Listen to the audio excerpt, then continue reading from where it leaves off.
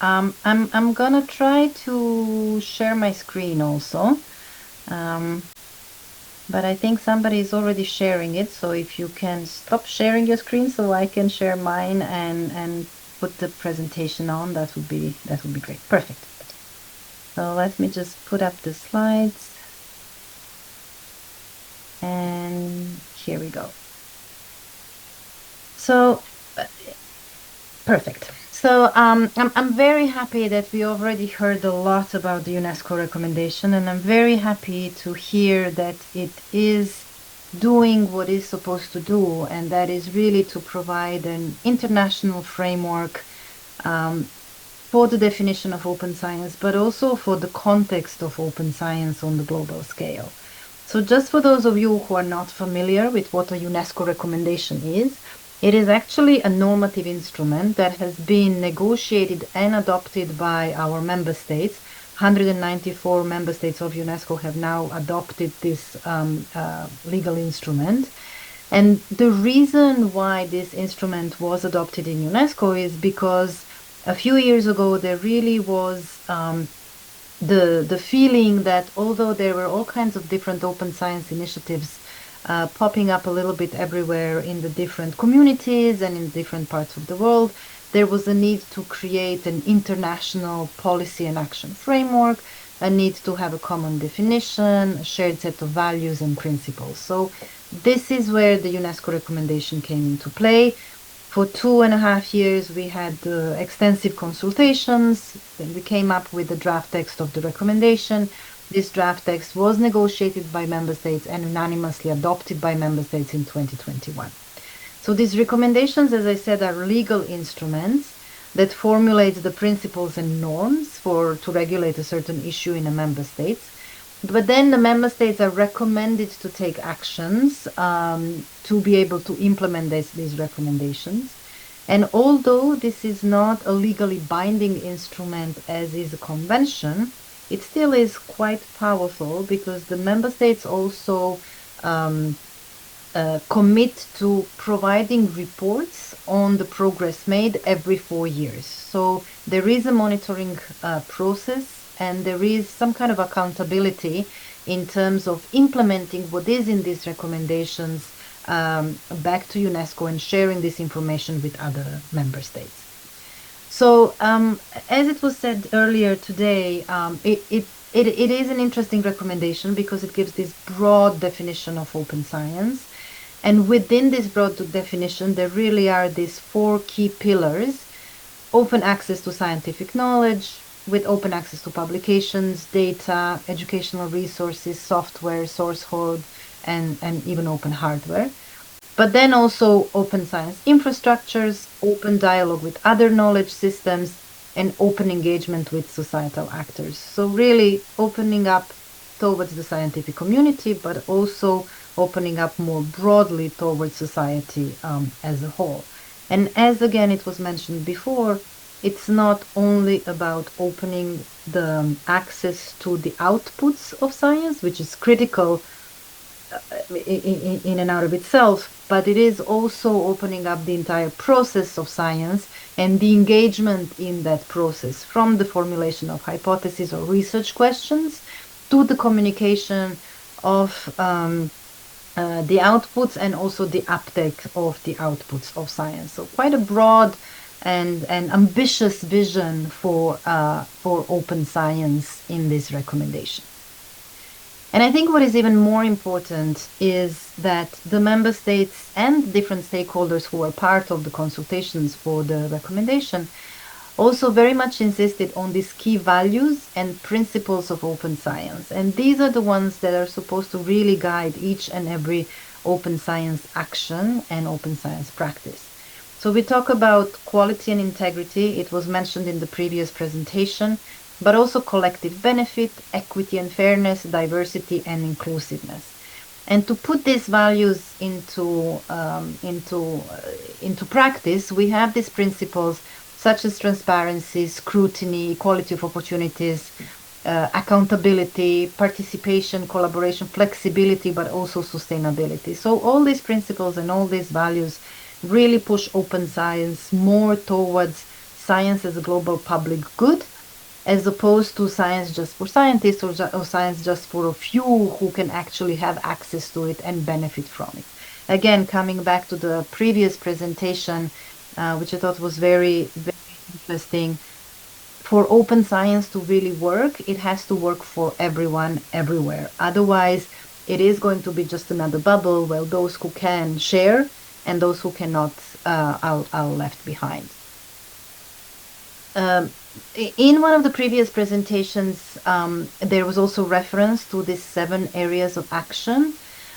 So indeed, these areas of action kind of provide this action framework at the global level, which then is supposed to be also done at national level, institutional level. And these actions are prioritized along the lines of making sure that there is a common understanding and awareness raising around open science, what it is and what it isn't, developing an enabling policy environment, investment in infrastructures, investment in capacity building, literacy, training, but also fostering this culture of open science. And here in particular, the alignment of incentives, the alignment of funding is something that becomes extremely important as well.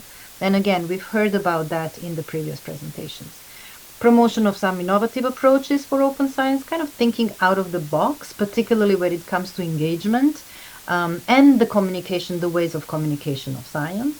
And then promoting the international and multi-stakeholder cooperation in the context of open science. Again, from the perspective of UNESCO, the importance of open science, really, we see it as a very interesting tool that can help to reduce the knowledge gaps between the North and the South, but also within the different countries. And then also within the idea of open science is it can be a tool to reduce the digital technological alongside the knowledge gaps. And this is becoming more and more critical because more and more of our actions, including those to solve some of the challenges we face, really are based on science and scientific knowledge. Now, in the past few years, we have been supporting different member states and stakeholders to implement the recommendation. As it was said before, it is a very dense recommendation. There is a lot of things in there, lots of things that need to be unpacked, lots of things that maybe need to be prioritized. And what we've seen is that really it is a culture shift, and it is a transformation in the way we do science and in the way we perceive science and we value science. So there is all kinds of different actions that need to be taken at different levels to really ensure that it is working correctly. So it is complicated, but it is not impossible, and it is a very good challenge because, again, if open science truly meets its potential, it really can be a very powerful driver and enabler for sustainability for the entire world, basically. So what we have seen is that in terms of priorities for the implementation of open science, and that really is the case everywhere in the world, we need to have the proper infrastructures to make the open science easy, but also to make it possible. We need the capacities at different levels so that everybody understands what open science is and how it's done. Incentives to make it, of course, rewarding, and there was a little bit of talk about that before, and it is becoming one of the most critical issues, particularly at the European level. But also there is need for policies, and policies can be actual national policies or institutional policies or policy instruments, strategies, action plans that really do structure and kind of make open science actions and approaches needed and acquired within an institution or within a nation. There is need for funding, and in the end, there is also need for monitoring. And we actually do not have a proper monitoring system for open science.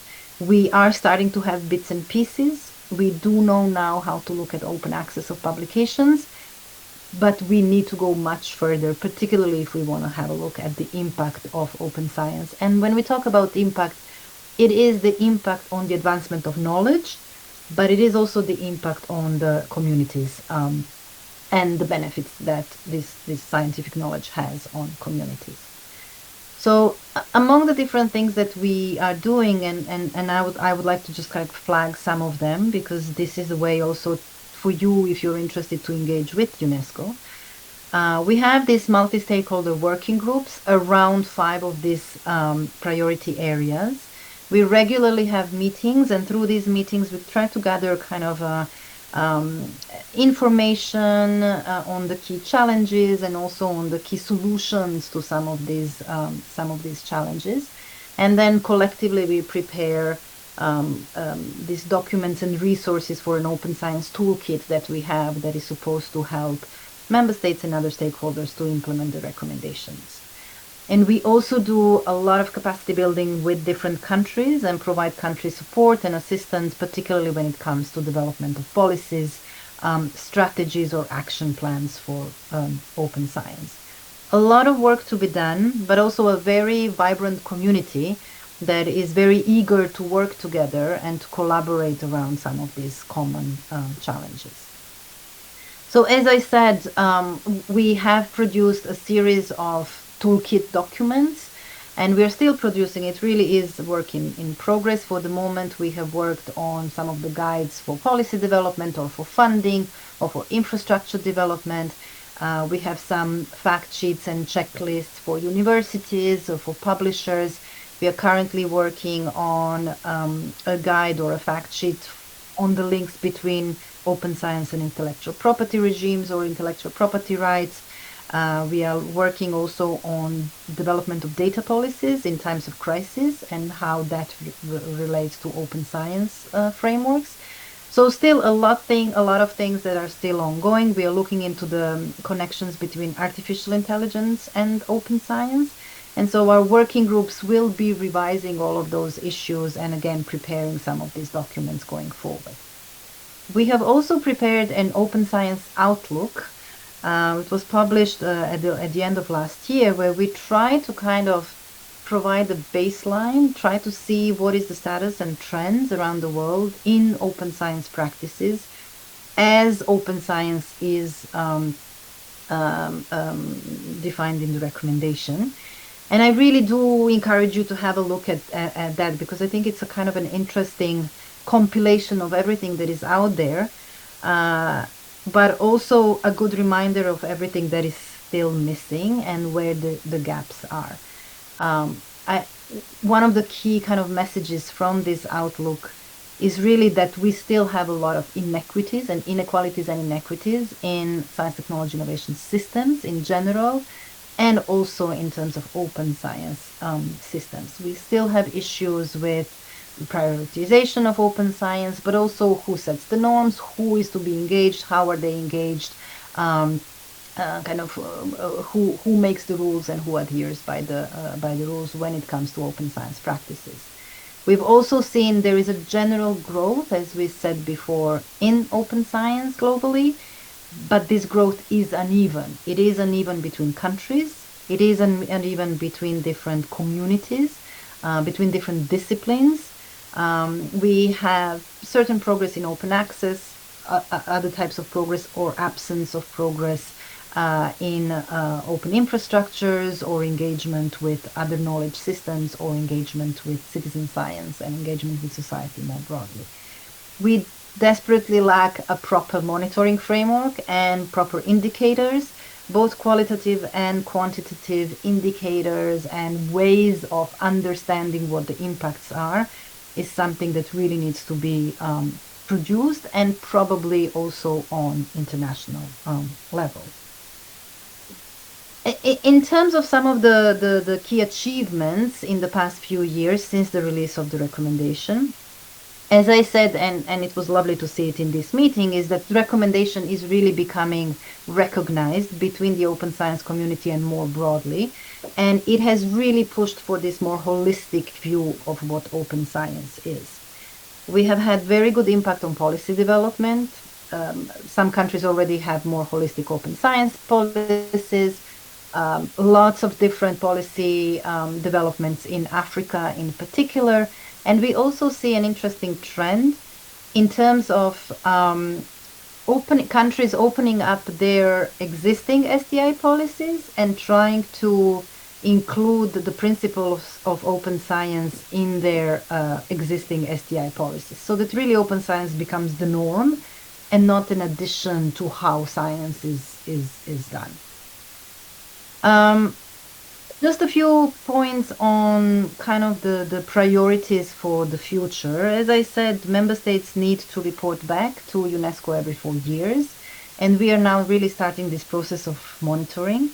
With the help of one of the working groups, we have designed a survey for member states. It really is a survey to monitor the implementation of the recommendation. It's not a survey for a broader monitoring of open science in general. But this survey has been adopted by our executive board. We have had several rounds of trainings in different regions for the national focal points. And the deadline for reporting is the 28th of February next year, where we really are hoping to get a lot of information on policies, on infrastructures, on where the progress is, where the gaps are, so that we can really collectively move forwards to fill in those gaps. We have also joined forces in an OSMI initiative, so that's the Open Science Monitoring Initiative, and have launched a call for global principles for open science. The deadline is the 30th of November, and if you can provide your comments on the draft principles, that would be very useful, because we really are starting to build this framework for open science monitoring from the principles level, and then it will get more and more technical as we move forward. But there is recognition that we already need to figure out what the key principles are so that we can move forward with the monitoring of open science. And then we've also launched these consultations on a framework for coordination of Diamond Open Access. The call for consultations, the call for inputs is also open, and the results will be presented at the upcoming Diamond Open Access Summit in Cape Town in December. So like all of you, we have also been busy. We are very, very keen on having more members in our community. It is very easy to be part of the working groups, to contribute to the calls. You just have to send us an input on openscience@unesco.org, and we would be happy to include you in our community. So I'll stop here. I hope I didn't go too much over time, and happy to respond to any questions you may have.